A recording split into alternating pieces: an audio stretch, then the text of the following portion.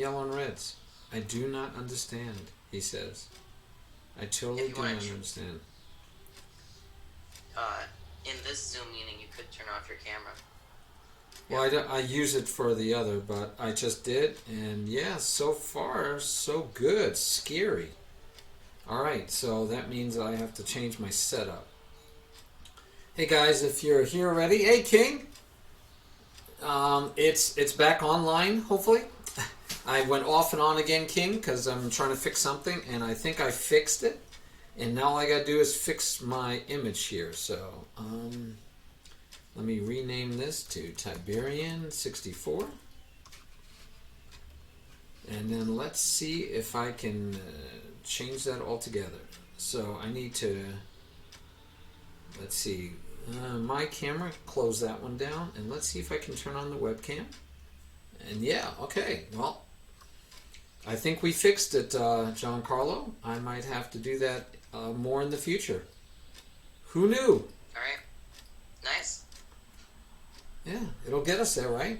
That seems to keep us green. So if I just use my webcam and only pull your picture, we're green. Alright guys, so King, we had to keep on going back and forth. What is ChezzWizard's age? He's a teenager. And yes, King, you are the first chatter. We're going to be doing a one-on-one lesson, which you definitely can talk and then participate, but we are going to do a one-on-one lesson. I'm trying to catch up on my one-on-one lessons, so instead of going over the games from the tournament, we're going to go ahead and do a one-on-one lesson. And of course, that means we're going to need a challenger for our intrepid student, ChezzWizard, today. So if you want to be that challenger, you hopefully can get that in. All right, let's get right to work. My normal process, which we're going to try again today, I like it. It seems to work more times than it doesn't, is to review games that you played, ChezzWizard, and we're going to talk about, you know, how well you played and how well you did, and we're going to look for one or two things to focus on. And where that comes into play a lot of times is this. This list I've developed of right now, it keeps growing. I think we're up to 40. We're up to 39 principles. We're up to 39 principles or concepts. Hey, Jode. How's it going, Jody? So with these 39 principles or concepts, I want to try to find ones that you need help on. And even if you understand the principle concept, which I think you understand a lot of these, ChezzWizard, but are you able to apply them? And if you're not applying them, then we want to figure out how to get you to apply them. And that's a person by person issue. I mean, we could say do puzzles, we could say do, you know, different tactics, but we need to find the thing that'll click for you so that you use them. So like my brother made a little cheat card that says check captures attacks and threats. And he has it up by his computer so that he tries to look at it every move. And of course he forgets. And he still doesn't do it. But, you know, so there's tricks that you can use. Yeah, we're doing a one-on-one lesson today, Jody. Can you do me in the list? I would love to put you in this list, Jody. And King too. But right now we're going to try ChezzWizard, see where he fits in the list, and see what he needs next. But yeah, ChezzWizard's rating on chess.com, I have no idea. Do you play on chess.com? Not very much. Mostly light chess. Yeah, he's mostly on Lee Chess. And his rating there is 1702 rapid. So he's doing pretty good. I don't know what that might be like 1450 or something in chess.com. I don't know. All right, let's go over your games. We're going to go over your game against Pawn Eater 2020, and it was a game from yesterday. We had a team battle, big team battle. You were the #1 player for your team, I believe, and you guys did pretty well. You were in first place for a while. I was quite proud of you guys. You did really well. Thank you. Alrighty, let's go through this game. So you are black in this game. And we have a very standard opening. We have a Yoko piano. And so far so good. You're developing your pieces. He's developing his pieces, right? This is all good. Oh, and as you know, Chess, I know you know, so I forget to tell you, but I'll say it so everyone else understands. You can move pieces also. You could draw arrows also, and I'll see what you draw, which is one of the powers of Lichess studies, that we both can mark and move pieces. So if you have questions, if I have questions, if I say, what do you think the next move should be? You could draw arrows. You can actually move the piece. Right. All right? All right. Interesting. King says that knight to c3 for white is considered bad. Okay. I don't know why. It's a developing move. Maybe there's a tactic that I don't know about. All right. So continuing development. Put the question to the bishop, and then you do the same. And this time, but you take the trade, right? You take on the trade instead. Attack the queen. Queen goes back. Okay. All pretty standard. Pretty standard development. And now, this is a question for you. So, rather than back up, right? And you didn't back up here either, you traded. You're trading both your bishops for both your opponent's knights. So, it's not a bad thing in per se, but in general, especially as you get stronger, the masters, the IMs and grandmasters prefer bishops over knights. But at the lower levels, I can definitely see where knights are very tricky and annoying and maybe better than bishops in that sense. But just understand you're giving them up. Now, the other thing I'd say is by giving them up, in both cases, by the way, in both cases, if you had backed up instead, they would have had to incur or self-inflict themselves with a poor pawn position where their pawns are overextended, and in this case, the king would have no place to castle. Yes, and usually I do try to do that, except for this time I was just trying to simplify, pretty much. Why? Because I thought that I could double up his pawns and have a better. I don't remember exactly what I was thinking at the time, but I assume I just thought that I would have the knights attacking the center and the better pawn structure. Okay. Okay. So it isn't because you thought you were better at endgames than him. No, I think he's pretty good. Okay. All right. So in this case, what I would look at is while you doubled the pawns, it doubled towards the center. And the center is a great place, right? We want to control the center. We want to attack the center. And I know you and I, we haven't spent a lot of time on center control, but it is a factor that we want to usually try to keep in mind and deal with. So this actually helps him get that pawn towards the center. He's not going to have a double pawn for long, most likely. But also with every double pawn we know, we get in that box of Cracker Jacks, we also get a semi-open file. So just for your considerations is, I've lost both bishops, and now I have this semi-open file to deal with. Just, again, as long as you're okay with these things, that's fine. So here he immediately attacks the center and says, let me get, if you take, he's going to take back, and he's going to have that solid two-pawn center, and you won't. Right? He gives up a pawn because if I push the bishop away.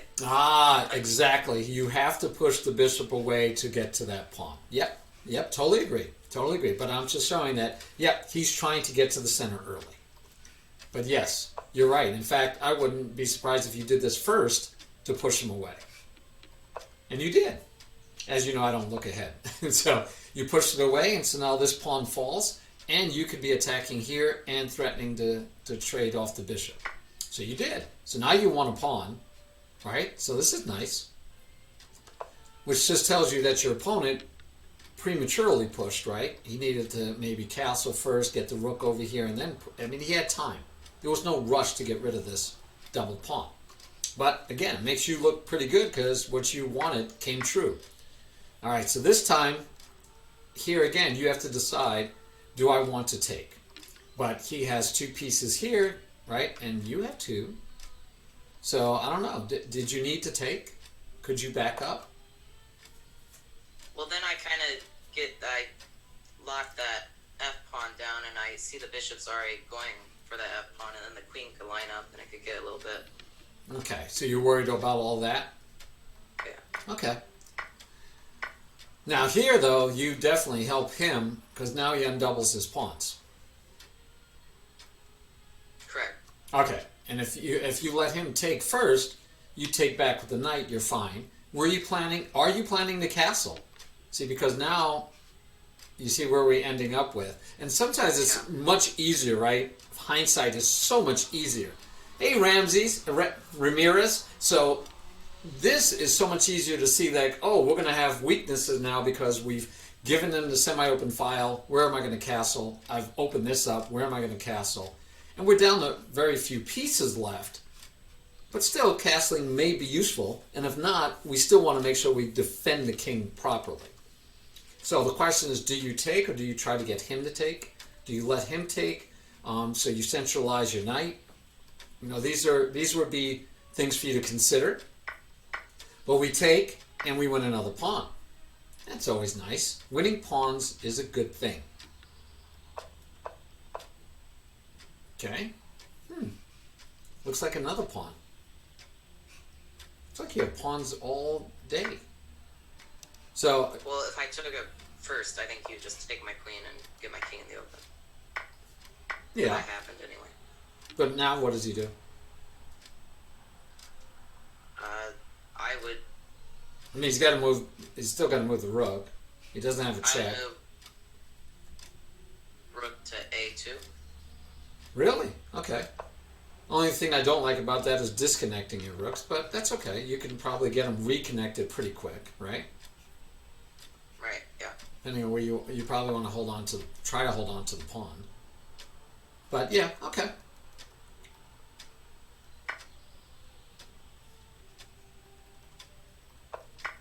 So you took, and now he has an isolated pawn, but he has two hitting you, and yeah, your knight. I didn't see that when I Oh, okay. Okay. So yeah, so realizing that when you take here, you're going to end up with this pawn attacking your knight, and the rook will be freed. So interesting. Okay. So I'm trying to see what things we might be able to work on together.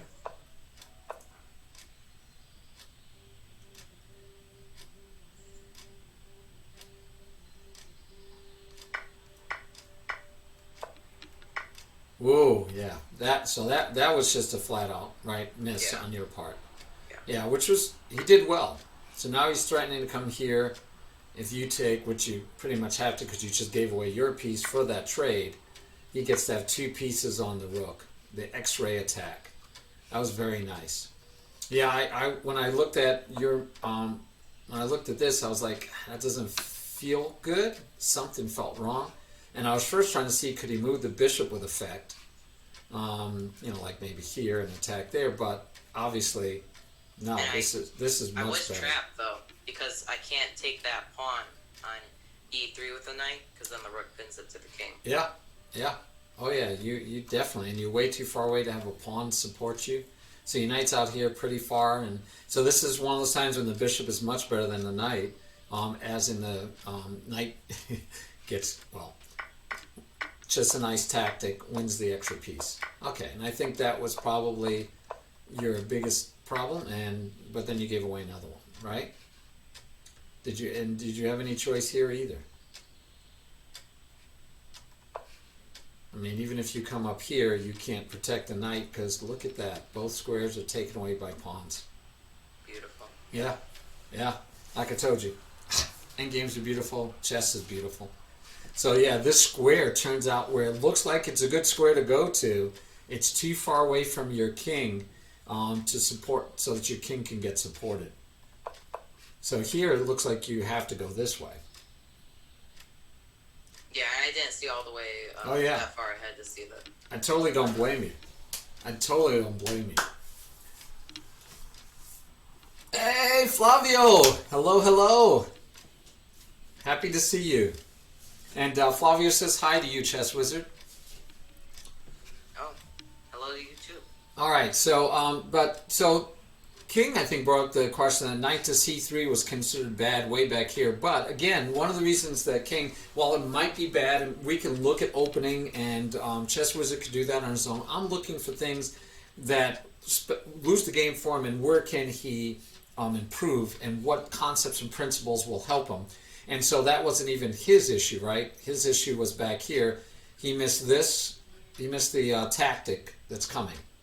He missed the tactic that came along with the, which is a hard one to see, that this is threatening this, and then you get the X-ray attack through. And other than that, I didn't like the fact that your king's stuck in the middle of the board, right? That's just not comfortable. I don't like that. And so where you had said you didn't want to, remember before, you didn't want to keep the knight back here because you were worried about this, but that still came to fruition, and the difference is that he just doesn't have this bishop, which wasn't really a threat. He still has the bishop that is a threat, and the knight that you have isn't working out for you. So I still think that perhaps trading that knight for the bishop was maybe not necessary, or maybe not just the right move. I'd even almost see you going with this, just to open up the, be more aggressively opening up the position. And now you definitely have to castle over here or stay in the middle. But you got a lot of issues still coming. I mean, you still got issues, right? A lot of issues. Yeah, and it's just, mostly it's that you have no king safety in this game. I felt like that's probably what was your downfall. While you could say other things may have been the problem, it looks to me it's like just king safety became your major issue. Even here, it's still king safety. So it's not always about castling. You don't always have to castle to have or keep king safety, but you have to be aware of your king's position. All right, so not your greatest game, but we did notice that you missed the fact that when he took back with the pawn, how the position changed. So how the position changed is one thing. The tactic I'm not going to worry about. You're pretty good at tactics. I think that you just missed that one. But mostly I think you missed the fact that you were going to have this attack with the bishop and the rook when that pawn took back after you took. All right, let's go scroll on to the next one. All right, chess. You played Lemurf, and this one came out to a draw. All right, and Lemurf is rated 1487. You're rated 1683, so he's lower rated than you. Oh, and you did this move early, so you were very aggressive. Yeah, and I didn't think that Lemurf knew the opening, and it's been a while since I tried it, so I just felt like playing it. Oh, is this your Jerome Gambit? Yes, the Jerome's Gambit. All right, yeah, I've never been over. Oh, okay, yeah, I remember this one now. Yes. I've never been overly excited about this gambit. I don't remember. Oh, I think it was because if they just played logical moves.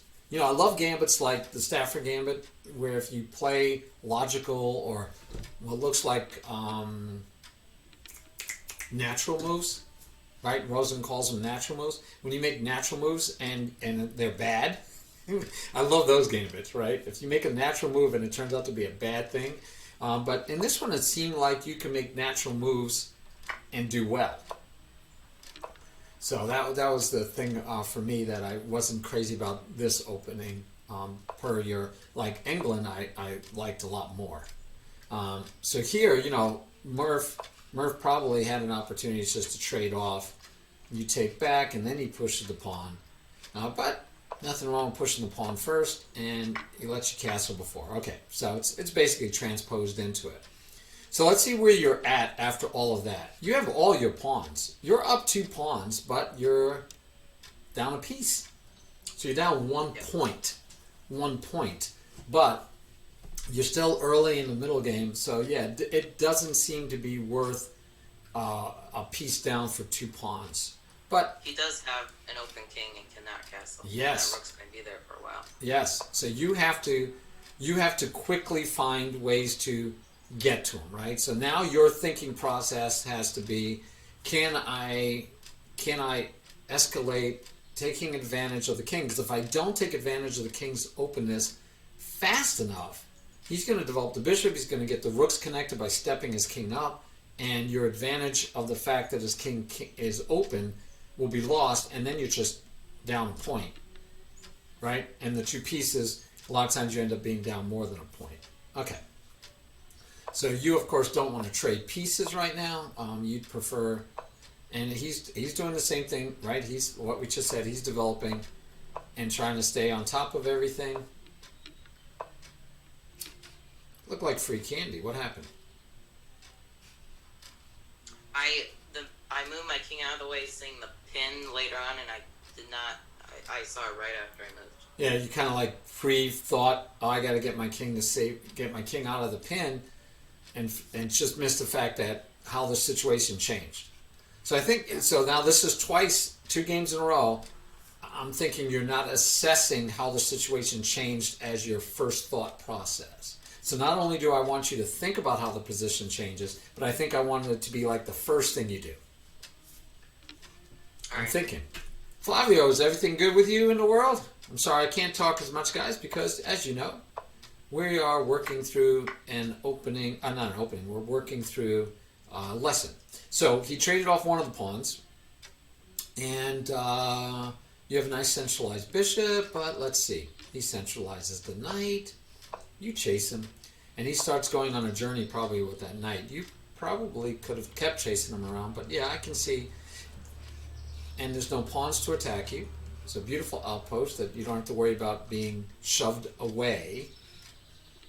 But dropped a pawn. Oh, okay. Just missed that the pawn was free? I mean, you could have protected it if you wanted to. Yeah, I think I just missed it. You could have also chased the knight, but the knight does have this square to go to, threatening the bishop. Yes. Yeah. And you could have also done this to the bishop.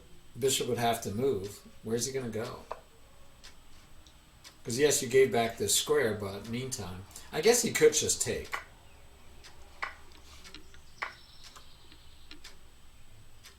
He could have taken. Yeah. Okay. Yeah, so this is an issue. I mean, you could try to protect it that way. Interesting. So. Wait, if he pushes, why can't the bishop just go to a5? Okay, which one now? When I pushed the pawn to c5, wasn't the bishop go to a5, right? Yeah, but Escapes. Should he? Is there a reason? I mean, Instead of that takes the away bishop for 2 pawns. No. He gets the knight back. He gets the piece back. Oh, yeah. For some reason, I thought it was white. Yeah, he actually wins the pawn. All right, yeah. Yeah, taking wins the pawn. Running away isn't as good, because then you can probably just develop your knight, because you took away one of the attack. He's trying to get rid of it. We're trying to get rid of an attacker, and that doesn't work because you could just take because of the discovered attack on your knight. Right. So what's interesting in this concept is coordination of pieces, right? Because you only have 2, and he has 3. And your rooks are like your other next best pieces you have, and they're stuck behind pawns still. And you have this knight that's undefended. Granted, he's not under attack yet, but alignment issues. Now, we focus on alignment with kings and queens because they're so valuable, but here's an alignment issue to a knight that's not protected, it's undefended, and if we could get that pawn to move, you would be in trouble. So, very interesting. So you expand, and I can see, you're looking at alignment also. But he gets the pawn, and, okay, we continue on. So right now, so he just falls for a fork, unfortunately for him. Huh? Yeah.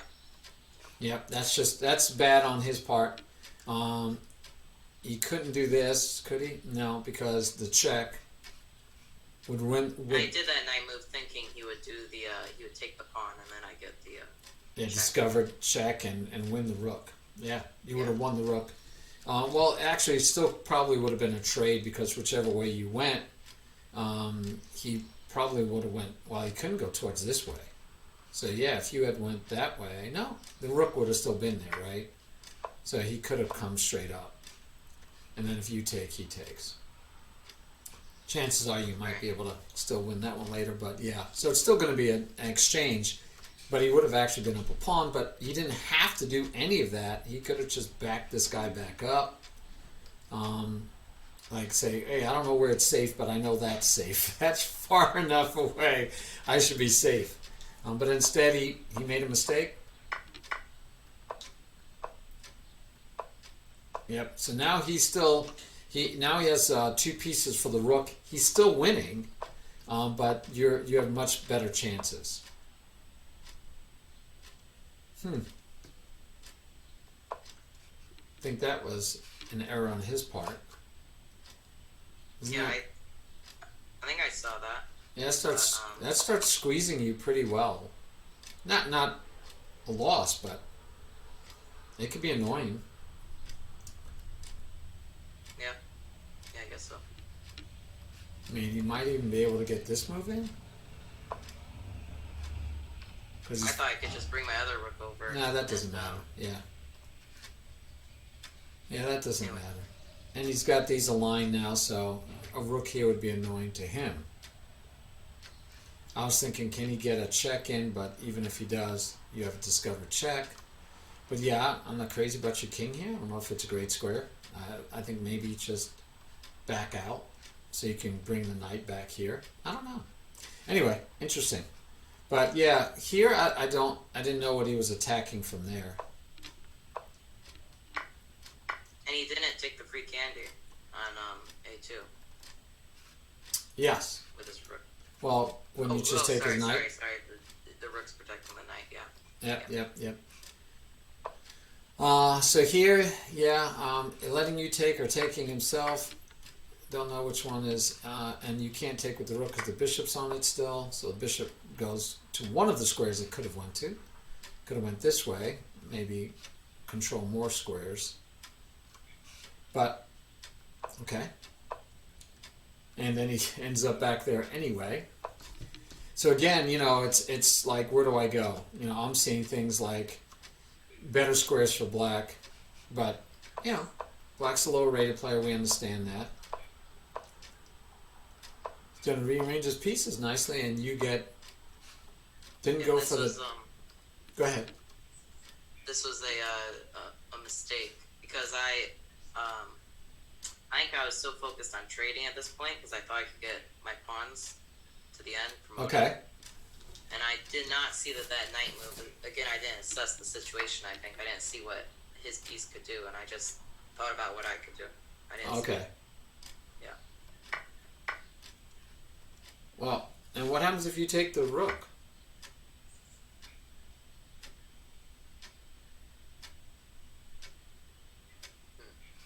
Because you were trying to get a rook for rook trade, right? Right. So Okay. Yeah. Did I do that?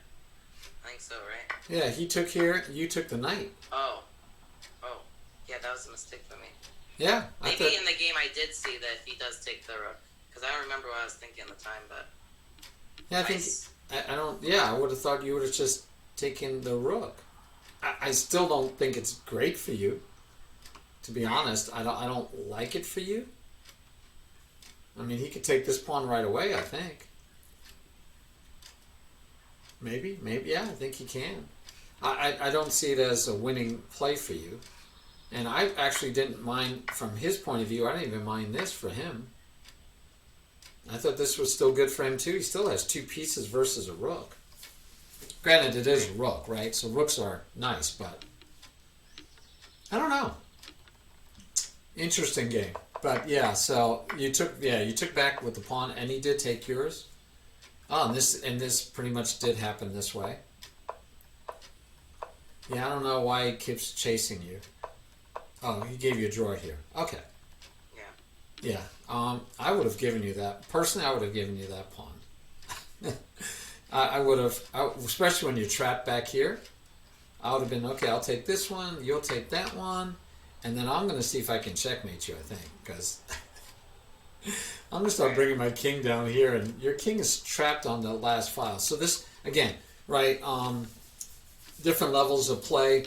I need to work with, this would be a good game for me to also go with Murph to go over, because he had you in a, what we would call a negative, what I would call a negative position, and he should have tried to capitalize on your negative position by bringing his king in.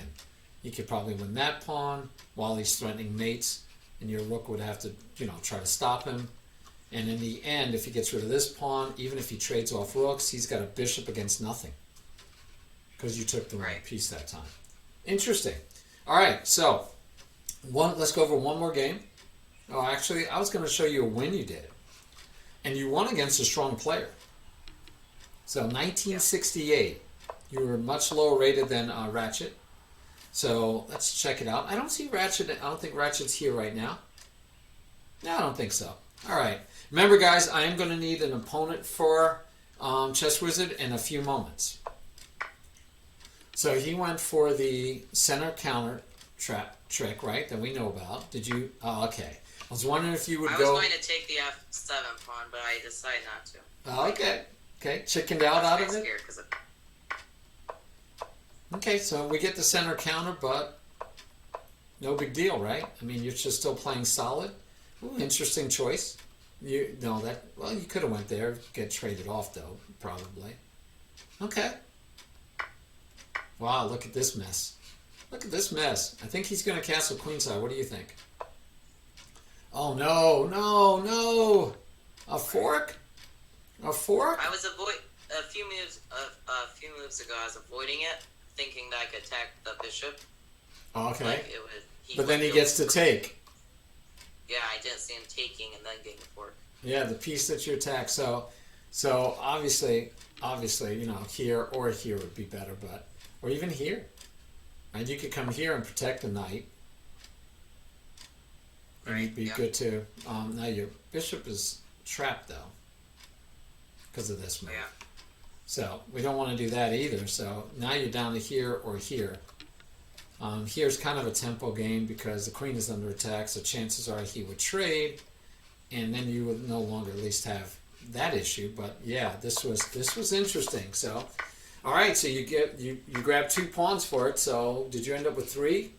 No, 2. You're ahead 2 pawns. All right. So you're down 1 point again, a lot like you were in the other game, where you have 2 pieces for the pawn. And you're trading pieces, which normally the answer would be don't do that, right? And you're still trading pieces.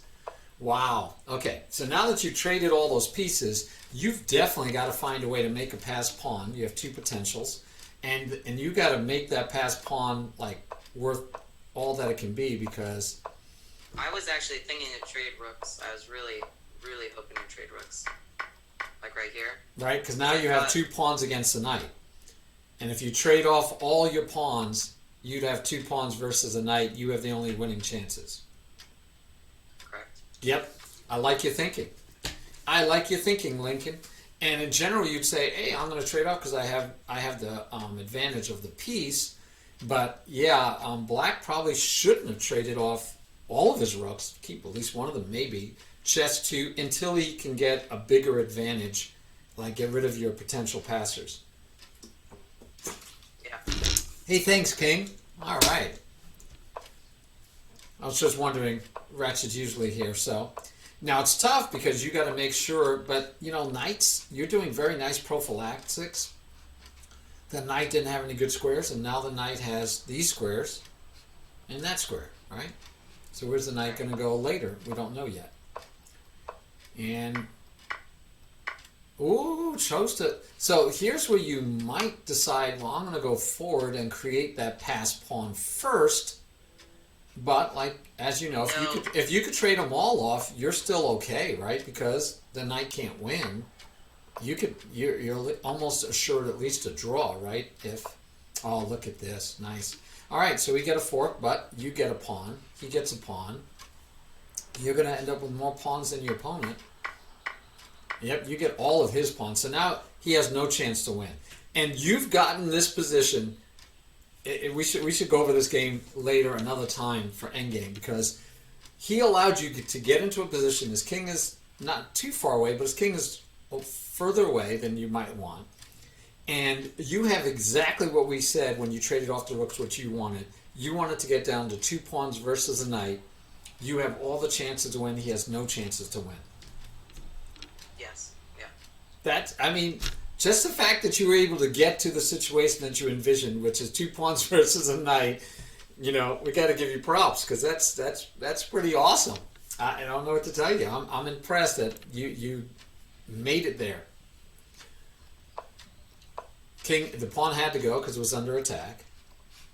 Yes. and you know enough to get your king involved, and so you bring it up. A great king, I totally agree. All right, he's getting his king involved. Now you're chasing, and now you got. Now you tell me, how can black force a draw right now? He could take the pawn on c4, I think. Yes, good endgame. This is why I love teaching you guys endgames, because black your move actually gave him a draw. So you shouldn't push the pawn if you're trying not to get a draw. You should have pushed this one, right? Right, but then I thought he could get like he could get his knight further up. I wanted to keep his knight guarding both of the pawns. I thought he could get to like d3 and then get the king in front and then get the knight in front of me. Yeah, but you know this is a draw. Yes, that is true. I mean, unless I'm missing something, I don't care what you do. This is a draw, right? Because I'm going to get to the corner. Okay, so if you know that's a forced draw, you know this is a forced draw, I think you have to try something else. And I don't think you can allow him to take it at all. So even here, when he goes here, yeah, so you do have a chance, right? Because that was his last move. I think you have to push. Right. And if he comes after your pawn, I think you have to push. Now he comes after your pawn. Now maybe you're... See, now if he takes and you take, you have the opposition. And you could keep his king out, and you might be able to pawn queen. Yeah. And after this, I want to go over, I think, just that move before and see if the computer says it's a draw. Yeah, which move? This move or this move? If I push the pawn forward to c5. Yeah, is this still a forced draw? You're saying that's what you want to figure out? 0.0, it's a complete draw. Yeah, I believe it. But again, we're discussing which one gives you a chance to win. Yeah. Right? If you don't push the pawn, then I think it's an easy draw because he takes and then his king walks over. Right. If I do push, it's a draw too, I think. I'm not saying with best play it's not. Oh, okay. I'm saying which one is easier. So if you're looking at it from white and you say, this is a draw, right? If we were like an IM or GM, they would look at this like 3 moves ago and said, it's a draw now. They might have even said, shouldn't you trade it off the rooks? They might have said, it's a draw. But that doesn't mean it's going to be one, right? Because we make mistakes. So at this point, my point to you is, you know, knight takes, king goes to the corner. You know it's a draw. You know that. You don't know if this is a draw. You had to check with the computer. And even if you check with the computer, you don't know how black makes it a draw. You don't know how black can force a draw, right? So this gives you a chance, is my point, versus the other one, if black knew his endgames, and black again doesn't have to know that, you push here, I'm still going to somehow draw. Black knows that, black should just know I could take here and it's a draw. And since black has no chance to win at all, impossible, then black should have jumped on the draw. But black doesn't know endgames well enough. And guess what? Black still can take that pawn and get a draw. And now finally you push, right? So back here, black can still take right now and get a draw. So he's got multiple chances to get a draw, and he didn't take any of them. All right, so you push now, and he pushes the king again. Interesting. So he didn't know how to play this endgame at all. He gave you a queen. So this is exactly the point I was making, right? That if he doesn't know what he's doing, you can win. And I would have hoped that he knew that he should have just taken. So it's very interesting to me that Ratchet, 1968. And you've heard me say this before. 1800s don't know basic endgames. Yeah. I'm not so sure. By this, I'd say from right here, I'd say that right here, I would say that you're 16. You're 1681. I asked you, how does black draw easily, and you knew. Yeah. But the 1960. But why doesn't the 1968 know how to draw easily?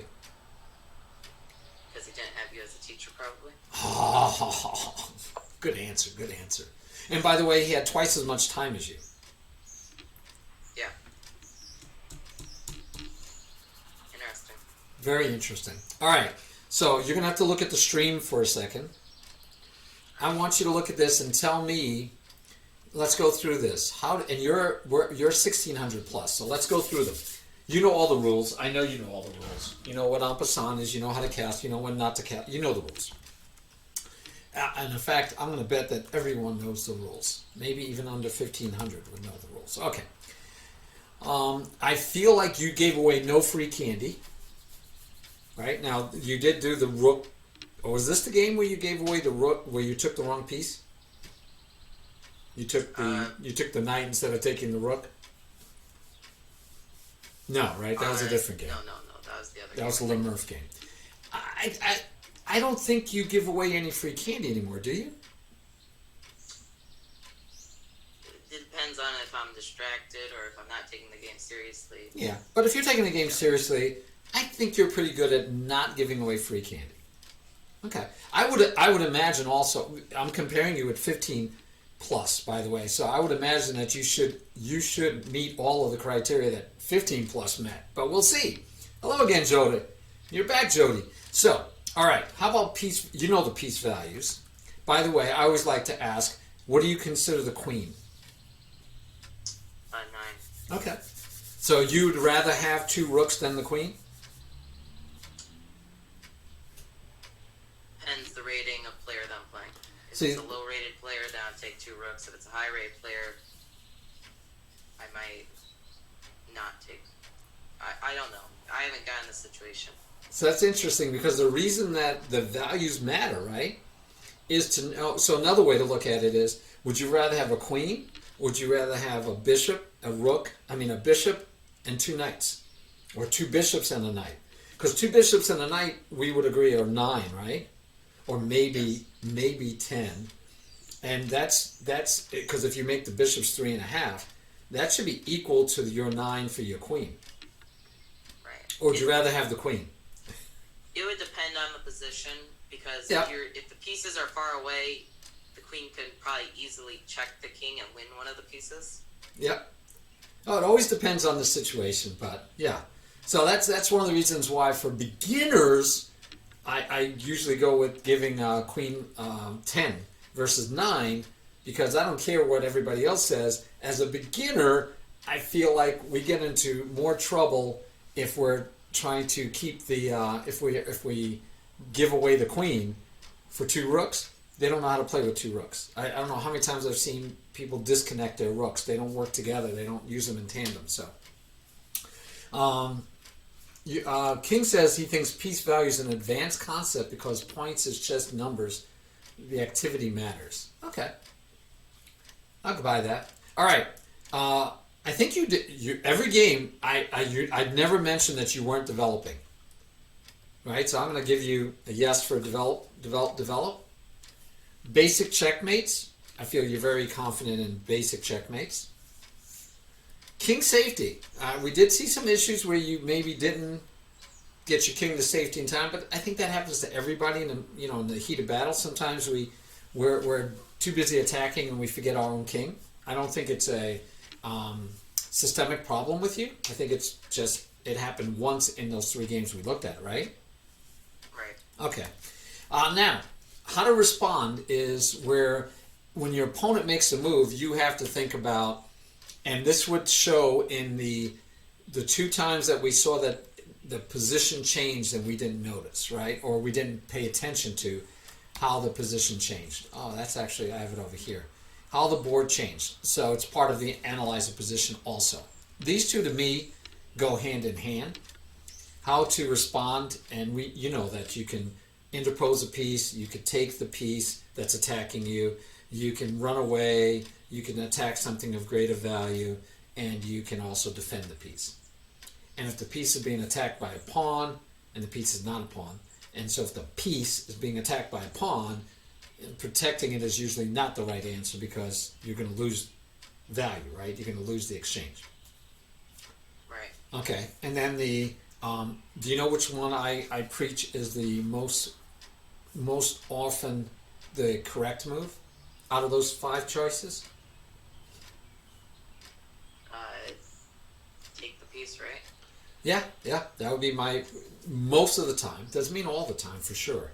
And what's the one that's the least often correct, but when it is correct, it's a killer? Attack something of greater value. Yes. Okay, so you know those things now. How well do you apply them?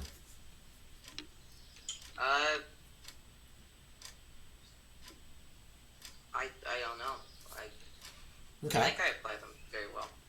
You think so? Okay, because it's either a yes that you apply them well, or a dash if you don't know if you apply that thinking. Remember, we're talking about applying the thinking. I would say yes. I know when to attack. Okay. And, Because I mean, I don't know where it falls into. I think it was just a blunder when you took the knight instead of taking the rook, right? But that would be one of those where you could say, hey, he just took a piece. Don't react to the take. Look and see if there's something better. But we reacted to the take. Okay. So I'll give you a yes on that one. How about analyzing the position? And this is where I think we just saw that we want you to work on. When your opponent moved, the first part of analyze, by the way, if I'm using Gotham's chesses, he says check, captures, attacks, and threats. And I say threats is actually part of how did the board change, so that you know if there's a threat that your opponent just created for you, and that should be your first thought. But I want you to take it further. I don't want you to just look at the attack as a threat. I want you to see how the board changed. So I don't know if this was the right game we should look at. Let's go back to, oops, was it this game? Yeah, I think it was this one. Maybe not.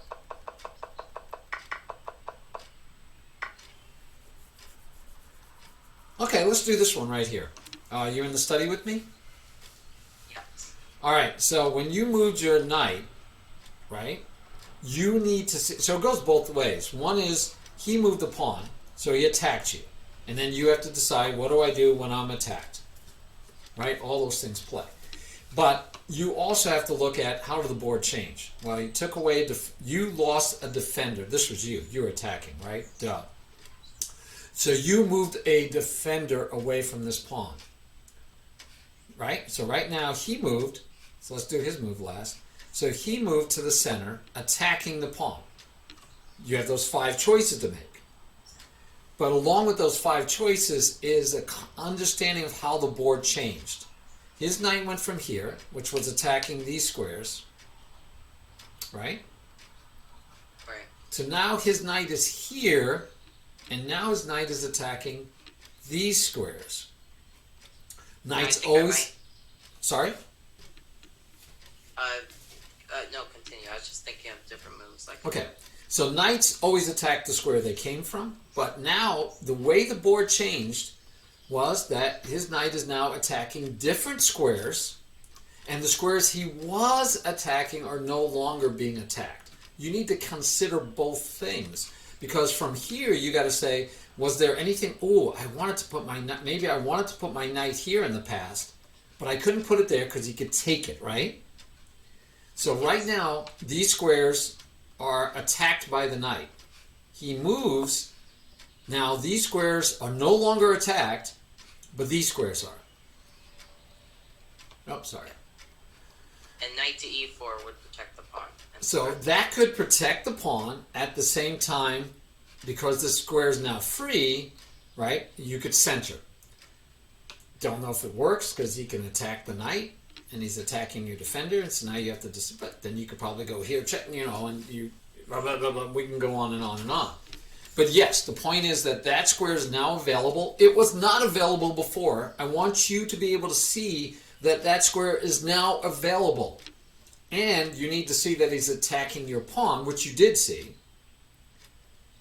And then that's level 1.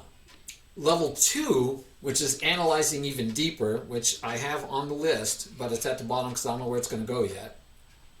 Analyzing 2 or 3 moves deep. So what we're talking about here is just the first level of analysis, just to say how did the board change? And to me, that's critical that we don't do. How did the board change? So then you could decide, well, I think I'll just protect the pawn. Right? By the way, here you might also notice this alignment. And you'd say, well, my pawn's in the way, and this pawn's in the way. And now that the knight goes here, now the knight is in the way also, because this knight, you still have to remember, this knight is not protected. So again, now you might be considering, hey, I could do things like this. And from here, if the bishop comes after me, I can go here, check, I can go here, check. I have a move with check that I can make, and then I can still come back and worry about protecting the pawn. Yeah. Okay. And I think that the bishop attacks g7, so I think the check on g5 would be better, just adding more pieces onto this king side. Okay. And totally up to you, right? I mean, you have those options. And the knight here, by the way, checks and attacks an unprotected pawn. Yeah, but I think it gets trapped. Or, wait. Yes, King, that would be deep analysis. That would be deep analysis. Yeah, so, okay. So I think what I want you to work on most right now is I want you to fully understand how the board changes. To me, that's part of analyzing just the first move, right? Is how did the board change is that's just a basic first move look at analysis. It's not even 2 or 3 moves deep.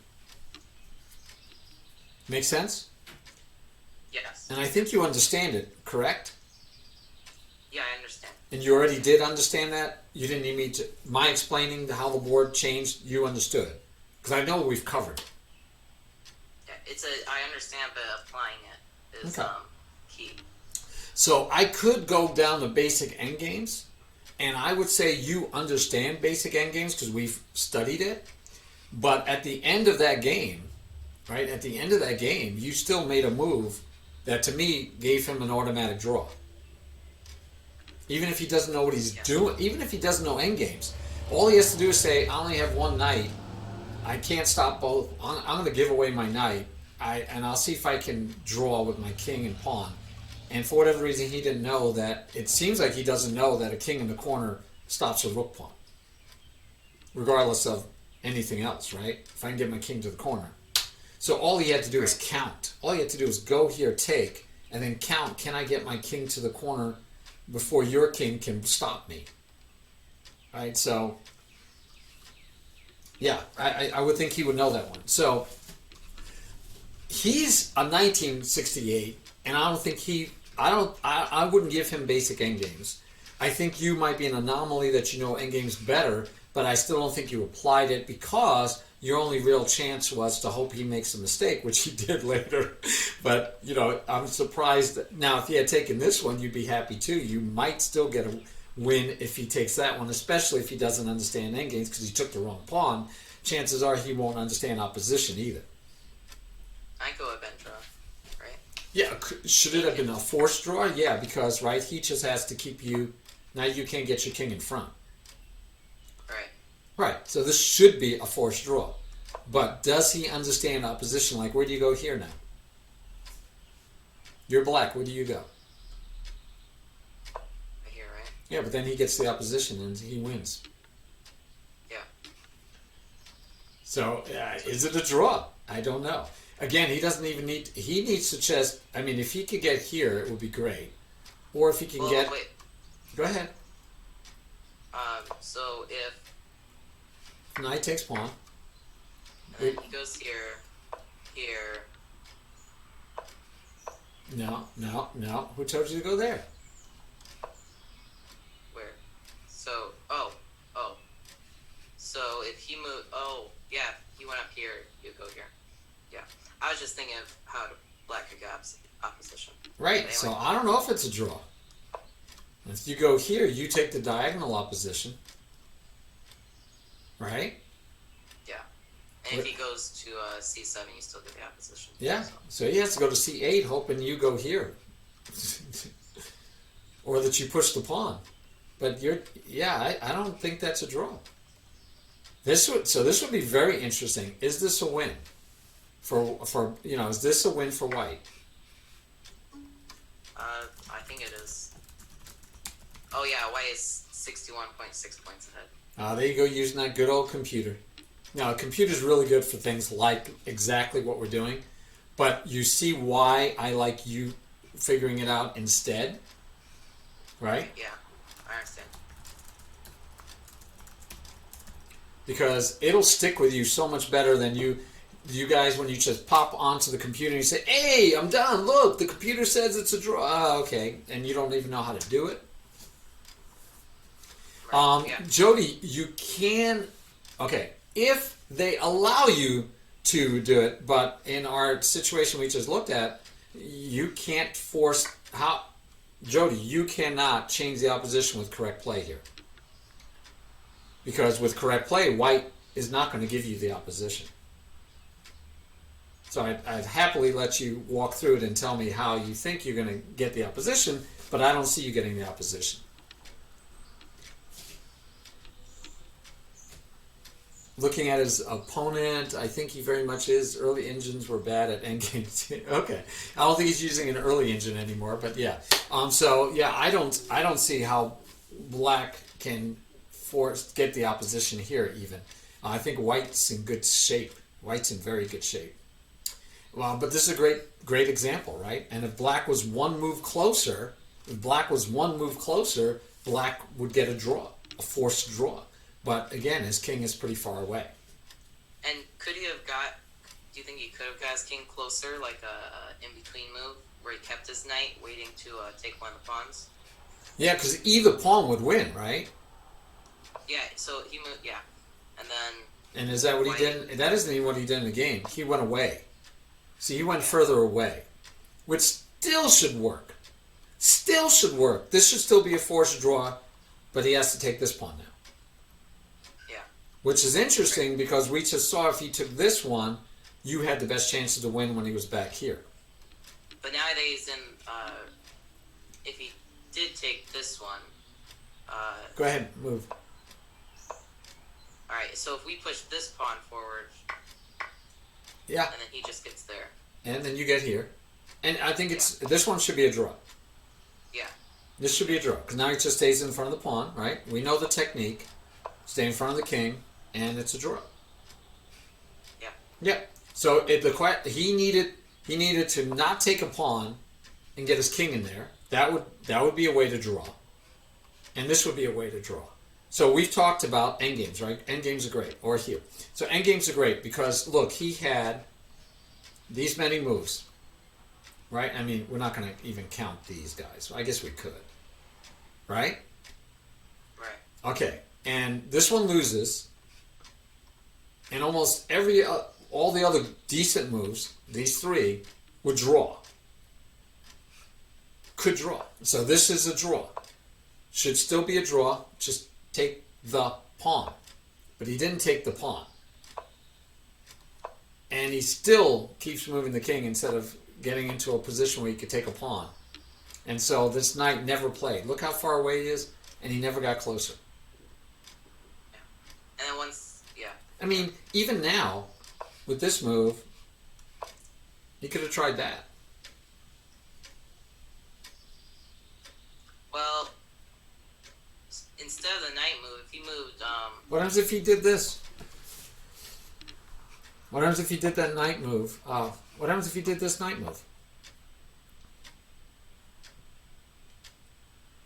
Then you would still... Wait. No, you can't push the a pawn because he gets knight to d6. Yes, that's the plan. And if you take, he takes, and now you can't protect the pawn. Yeah. I'm looking for a move to try to... Wait, sorry.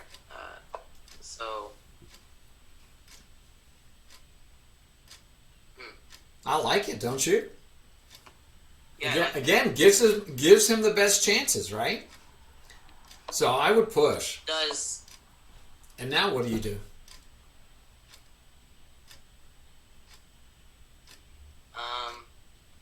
Because even if you come here, well, his king can't get to b7 or b8, so I would move the king to c5, still protecting that c6 pawn. Okay, so wherever your king goes, His knight just goes here. And his knight just keeps doing these two squares. And it's a draw.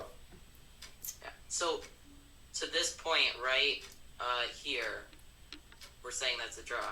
Yeah, he still has a draw with the knight here is a beautiful drawing move. Probably could even go here. Either way, yeah. Either way works. Yeah, that's why I love endgames. Look at this. He still had a draw even here. What about here? He can't go to a4. Wait. Jody says he can't go to a4. Why not, Jody? What happens next? Jody says we're wrong. I love learning. So, Jody, show us. Quickly, because I got to go. Yeah, you just take the knight, and then it's... oh, okay, because now you do get back here. Yeah, Jody has a point there. Let's see. How you get there, Jody? Yeah, it's still a draw. Still a draw. Yeah, it's still a draw.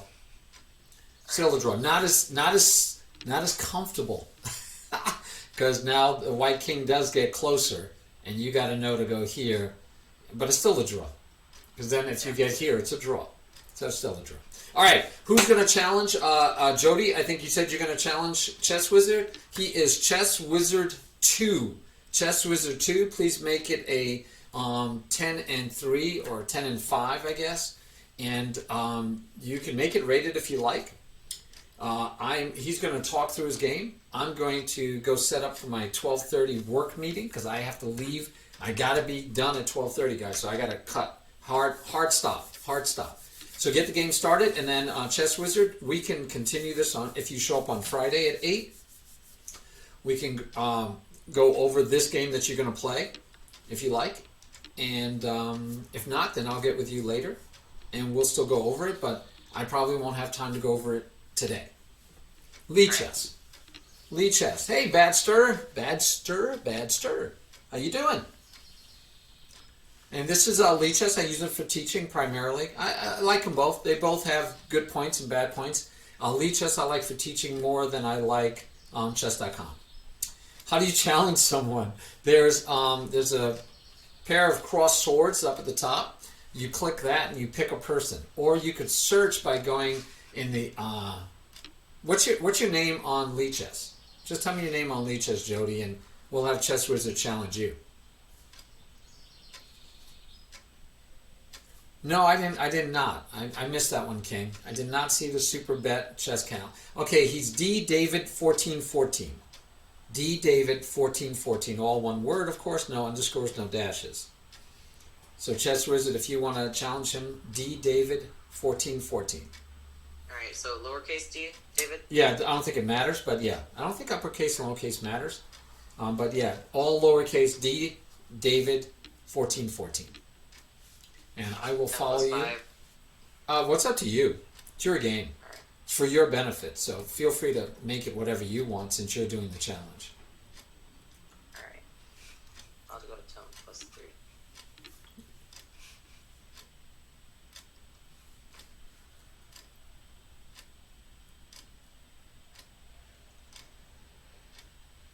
Is that the final game?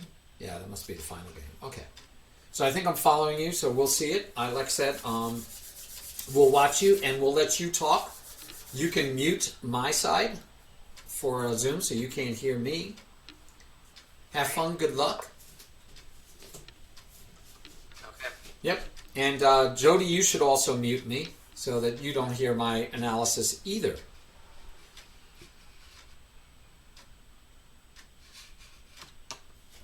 Okay, so I think I'm just going to go for my regular developing moves.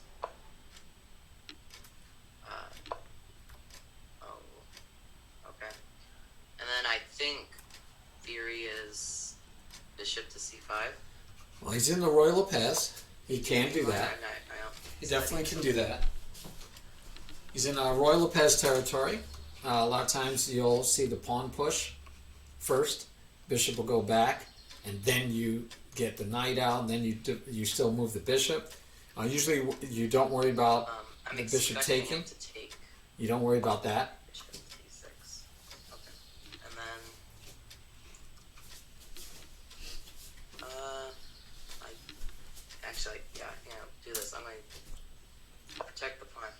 take back, and then plan on pushing d5.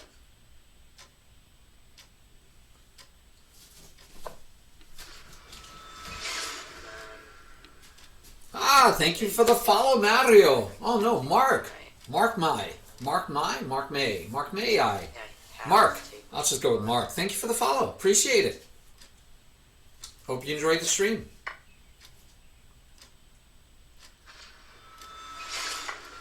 Uh-oh, I hope this isn't what I hope it isn't. Hey, Badster! Thank you for the follow. It's not what I was worried. I did get a bot on, I got stormed with a whole bunch of false follows. And I knew it because they happened like that fast, one after the other. Very, very frustrating.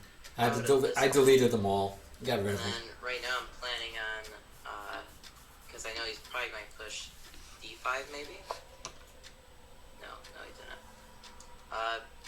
So, knight to f6. I meant to mute. Knight to e7. But I think he turned off his speaker at my end. So you can't hear me, ChezzWizard? Yeah, he turned me off. Okay, so usually I like it when I can mute because I need to tell him right now that he needs to be thinking about what he's not doing, which is how does the position change after every move. That's his focus point, and he's not doing it. And then he's going to pin with the bishop.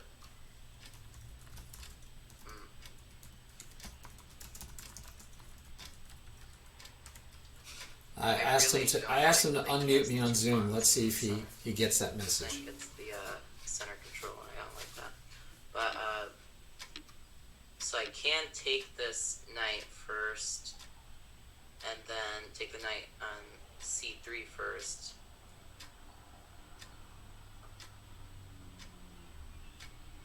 Sorry, I'm hearing what you said on mute. Yes, please. So I want to remind you, and I will mute myself for you. Your opponent should definitely turn off the speakers. I just want to remind you, the one thing you're supposed to be focusing on is how does the position change after every move of your opponent? I haven't heard you articulate yet how the position changed. So this is a more direct position you're in right now, but after this, when your opponent makes a move, I want to hear you talk about, analyze how the position changed, okay? All right. And I'll mute myself so you don't have to. There you go. Now he can't hear me on Zoom. I can take the pawn. If he takes back, then he gets his queen. Wait, so he takes back with the pawn. I'm going to have to move my knight.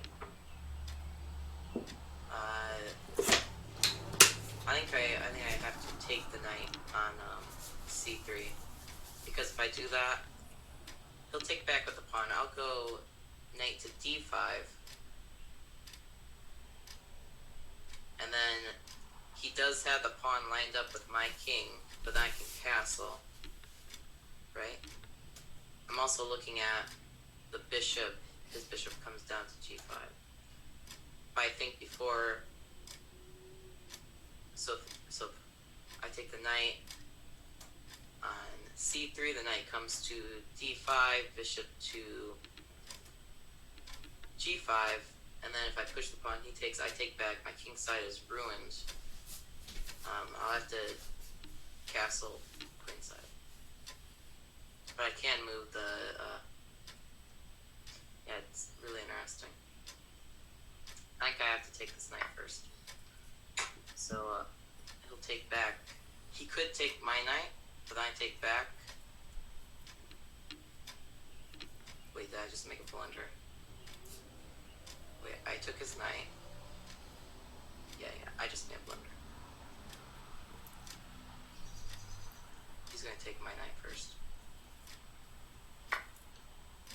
Or do that. I should probably take back with the bishop. I could take the yeah.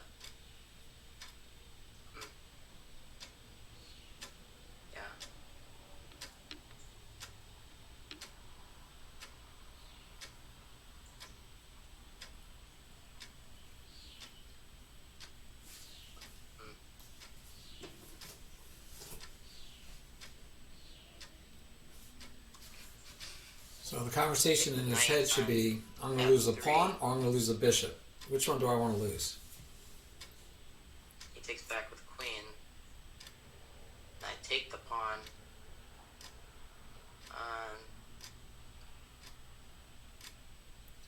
Me, I want to keep the bishop, personally. And I'd give away this pawn and try to survive that way. This is not fun. I think I'll just take back with the queen and then open up his king side. Wow. Okay. He's giving up a piece. I would not. I would have protected, I would have secured my piece. I could take the knight, he takes back with queen, or he could take back the pawn, but I think if we trade off the knight for the bishop and the queen for the queen, he's going to be guardless, end up with double pawns and an open king, which then I could try pushing the h-pawn and get in there. Interestingly enough now, this is the third think game I we're should, looking at where he's going to be down a piece. He's down a minor piece a couple of times, so I think he's still missing some I exchanges. should probably think about king safety before anything else. And wait. So I back if I here? cast the queen side, he gets bishop to f5, which I cannot accept, so I gotta go king side. I'd say he miscounted, and I'm not sure that he's doing a good job on king safety. So now I think I'm at a critical point in the game where I have to look for opportunities aggressively. Because right now I'm down a piece, 2 points, which is not fun. But most of the time when I'm in my games, alright, that really hurts. Because I know he wants to get his knight to g5. Yeah, but so what? Oh, okay. So I think I have to go,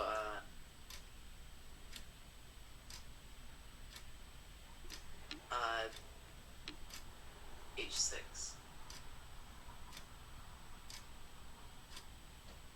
Yeah. h6.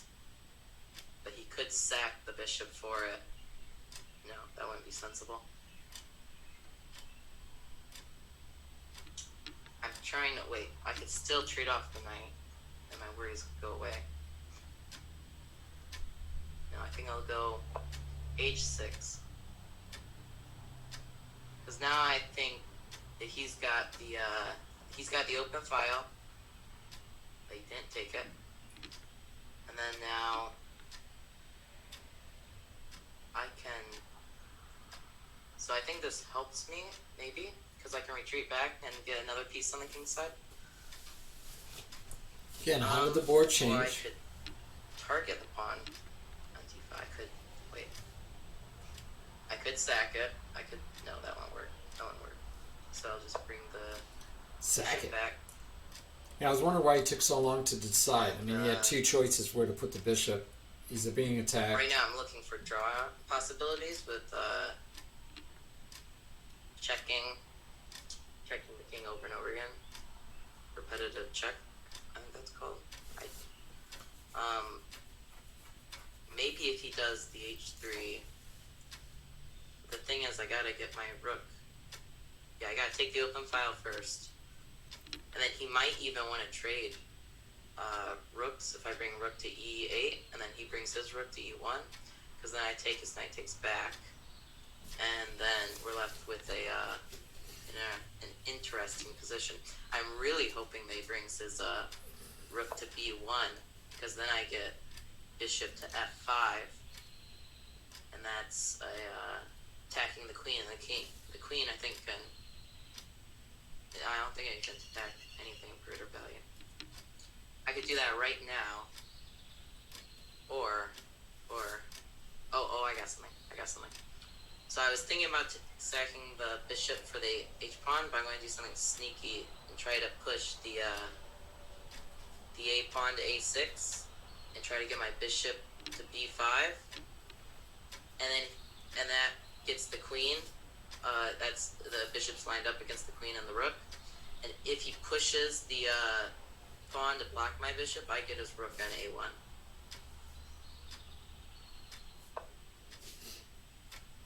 I don't think think I'm missing anything. I hope.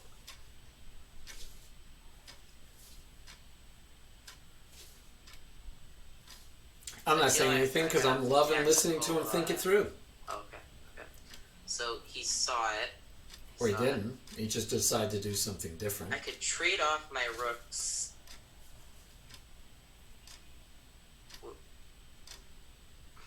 Doesn't mean he saw it, guys. Hitting the file. But do I really want to do that? I think I'm really low on time. Oh my gosh. Yeah, I'm just going to do it. And the other rook would have been better in my opinion, because this rook would have still had scope. While this rook has no scope. Okay. I expected something like that. He still can't push the pawn because I take his bishop. I'm going to attack the queen. I would have recommended this pawn instead, prophylactically stopping that. But it does lock in your bishop. But the bishop still has that square. Ooh. And he wants to trade off queens. I could... No, I can't allow his knight in there. So I think I'll have to go here. That I'm thinking maybe...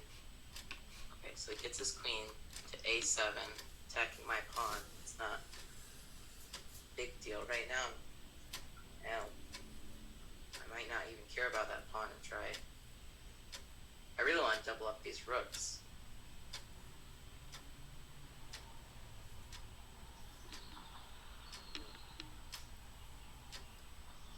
Oh, thank you. There you guys go. Thank you. King, you're right on top of it, man. I gotta remember that. I forgot it. Thank you. That is, and that forces him to come back where I think it's better for him anyway. here. Oh, watch. I'm not going to say anything, just in case. Okay, yeah, he did a good move. So I can attack. Wait.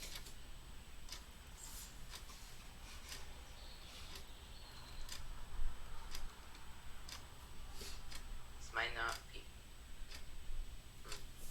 Gotta be careful. It's gotta be careful. Still waiting. I think he's going to trade off rooks. But if he trades off rooks right now, then he can't get that rook. He can't take the file. I'll have the file. And you know he should be happy with a draw. By the way. I'm just going to go back. Maybe he'll do the same move if I can get it 3 times. That'd be awesome. But I assume he's not going to do that because right now I'm threatening bishop takes h3, which would be pretty nasty if he allowed that to happen. I assume that he's going to... Wait. I just realized something. Wow. I did not realize... I'll be honest, I did not realize that he's threatening checkmate on g7. And the only thing defending is the queen. Okay. Yeah. So... Alright, that's... I think I gotta do this. He doesn't have a light-squared bishop, and it keeps his knights out. So I don't think I should have very many problems. I just want to secure that. And then... I can still... Wait, look at this. So if I take the pawn on h3, he takes back, I go queen... No, because the queen blocks it on h4. Interesting. Okay, now I'm going to attack maybe 2 pieces at once? I'm not quite sure. I really love... Okay. It's not going to work out for me. I think I have to go here.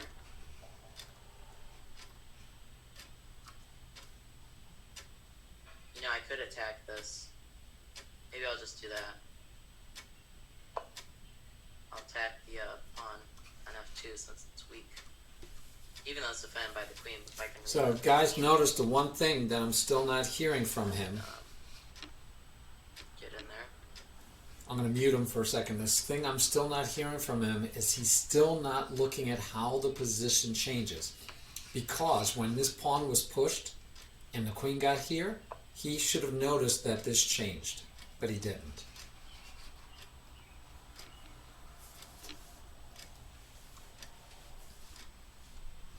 I guess I was muted for a short time. I muted, yeah. He doesn't have to know. So, unfortunately, that pawn was not free because the queen was holding it. Otherwise, his plan looked pretty good, but it wasn't free. The candy was not free, and now his queen went from protecting his king where all the action is to where now his queen is out of the action almost altogether.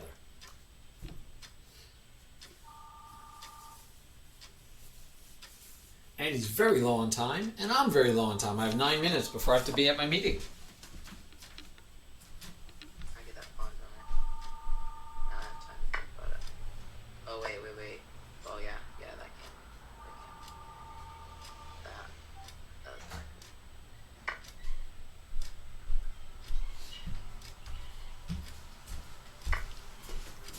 What did I miss? What did I miss? He gave away his queen? How'd that happen? Oh my gosh, let's see. This is why I need to study these openings so I don't get in these positions. Yep, Especially low on time. and he's very low on time.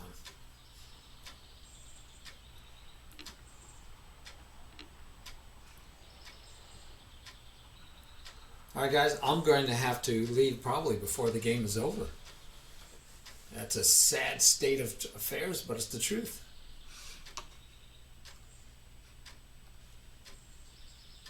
So yeah, king safety wasn't that great, but I feel like if he's missing something else, it was.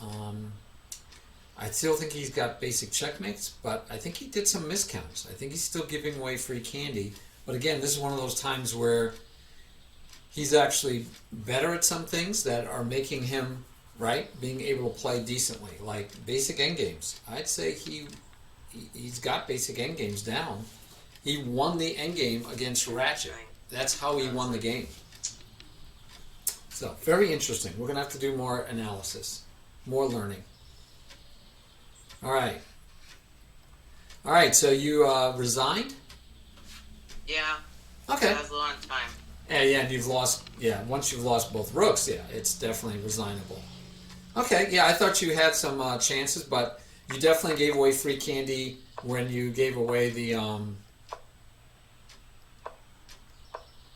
here you got into free candy problems again. Okay, but I think at the beginning you got into trouble here, right? And you had to spend a lot of time, oh, sorry, you can't see that. I'll put it in the study. My apologies. And we can get rid of the clock. And I do have to leave in 6 minutes. Okay, so you got into trouble here because you couldn't figure out what to do in the long term, right? So again, this wouldn't hurt you to learn more of the opening. I agree. I think even maybe you just take right away. Because then he has no choice. I didn't want to get the file. I understand, but you had problems coming, right? And now you took away the defender for the knight, the bishop. So I think you might remember that you could do this, and then if he does this or this, you can actually take with the knight because this is hanging. Right, yeah. Right? I think you remember that trick, opening, trick, and traps we're talking about. So your problem was, in my mind, wasn't so much the fact the pawn push, it was that this knight is protecting the bishop, so your knight can't take here. Right. So by removing the defender, that was good, but then he removed yours, and now you have, right, you take, depending on how you take, you're going to have two pieces under attack. Okay, no problem. Now you have, this is a very simple analysis in reality. do you want to lose the pawn or do you want to lose the bishop? And I would say you lose the pawn. Granted, this doesn't look comfortable again, but it's probably survivable. Right. Not comfortable. I never thought about the bishop. Just the bishop retreating. Yeah. I never thought about that. I don't know why. I mean, you could, but it's hard because you have to decide what to do. Now, you could also take with the pawn and keep your bishop here, so you're blocking, maybe trying to protect yourself more. But yeah, here you end up with two pieces under attack, and unfortunately, you have two pieces under attack, and he's going to be still, like, he takes one, the other one's still under attack, and now you have the pawn is under attack. So you don't have tempos, right? You don't have tempos to take something else. Yeah. Yeah. That's just me not realizing that I could go back. Yep, and I think that's basic calculation. Basic calculation. But the part that we thought that you wanted to work on, right, wasn't checks, captures, and attacks. We thought you needed to work on specifically how does the board change every move, and we didn't look at that, right? So here, how did the board change? You should be saying to yourself, how did the board change? This square is no longer attacked by the pawn. This square is no longer available for the knight, and this pawn is now attacking these two squares, which would have led you quickly to know he's going to do this.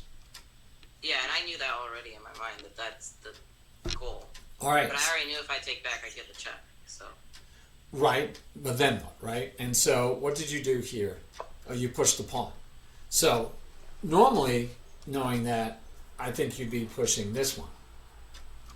Because what's critical is development. Do you need your bishop developed? Probably not. But doesn't he win? Never mind. And if he goes here, don't you just take? Yeah. Right. Right, so he's probably going to block with the bishop or the knight here. Well, knight here, you still just take. So he blocks with the bishop, you could take. I don't know how you might want to take back, but now you castle and you're okay. You don't take the free pawn? I'll go ahead and take the free pawn. You do have to be leery of, you still have an alignment issue with the knight being pinned. Right. But the point is that when you got to here, you had actually back here, and rather than develop the knight so that you could castle sooner, king safety and development, you push the pawn to release the bishop to protect the pawn. I think more important was developing this knight, being aggressive. Well, I was scared that he would take my knight and then get the pawn. Well, you always take towards the center in that case, right? And now you're right. You don't get this nifty move, but you still get this one, right? Yeah. Then he gets. Doesn't he get d4? Yeah, definitely still gets d4. I don't know how to play this. So. Right, and the question, usually you take this way because of the queen coming here with the threat, and you win back the pawn. But maybe we even go this route this time, because then if he does d4, you back up, and you're still threatening to chase the knight away. He gets that one, but then you would get that pawn. Yeah, so yeah, a lot to look at. All right, guys. I gotta go. Gotta make sure I'm not late for my appointment. So we will continue, Giancarlo. We will consider that 1.5 lesson or half a lesson. We're not done yet. All right, Sudakis is online. You guys should go check him out. You should also go play in his I Am Not an I Am tournament. All right, thank you. Bye. All righty, I will see you later. Thanks for being such a good student, and we will definitely get another lesson in soon. All right. All right. You did great, Jody. You did great.